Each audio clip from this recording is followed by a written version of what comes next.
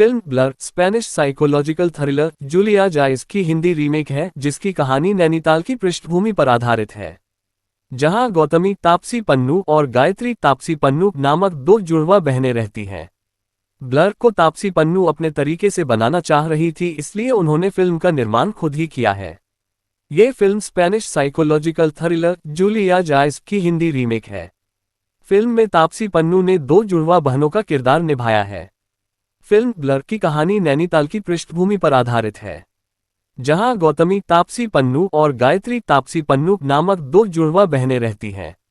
इसी बीच एक दिन गायत्री अपने पति नील गुलशन देवैया के साथ अपनी बहन के घर पहुंचती है तो उसका फंदे से लटकता हुआ शव पाती है। दोनों पुलिस को सूचित करते हैं। पुलिस को जांच के बाद मामला खुदकुशी का केस लगता है, लेकिन गायत्री को भरोसा नहीं, वह अपनी बहन की मौत की वजह की तलाश में लग जाती है। इसी बीच गायत्री पर जानलेवा हमला होता है, लेकिन वह बच जाती है। इतनी सारी समस्याओं के बीच गायत्री अपनी बहन गौतमी की मौत का रहस्य से पर्दा उठा पाने में सफल होती है। थ्रिलर फिल्मों की सबसे बड़ी खासियत ये होती है कि फिल्म से दर्शकों का रोमांच अंत तक बना रहता है, लेकिन ब्लर देखने के बाद ऐसा रोमांच नहीं रहता है। तापसी पन्नू ने जुड़वा बहन का किरदार निभाया है। दोनों किरदार में काफी समानता है।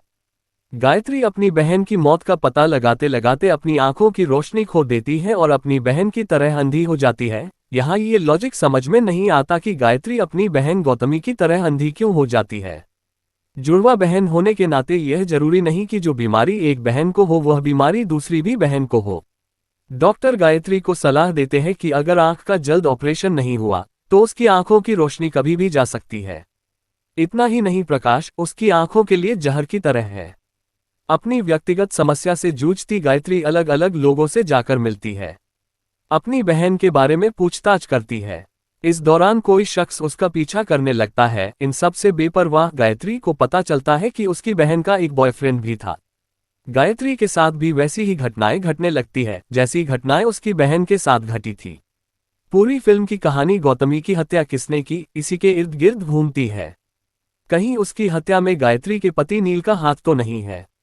इस तरह से कहानी आगे बढ़ती रहती है और महसूस होता है कि ऐसी कहानियां तो दर्शक पहले भी कई बार फिल्मों में देख चुके हैं।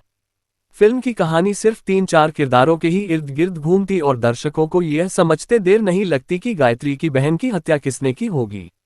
तापसी पन्नू मानती है कि थ्रिलर फिल्में देखने का एक खास वर्ग है और उन्होंने ब्लर का निर्माण उन्हीं खास वर्ग के दर्शकों को ध्यान में रखकर किया है।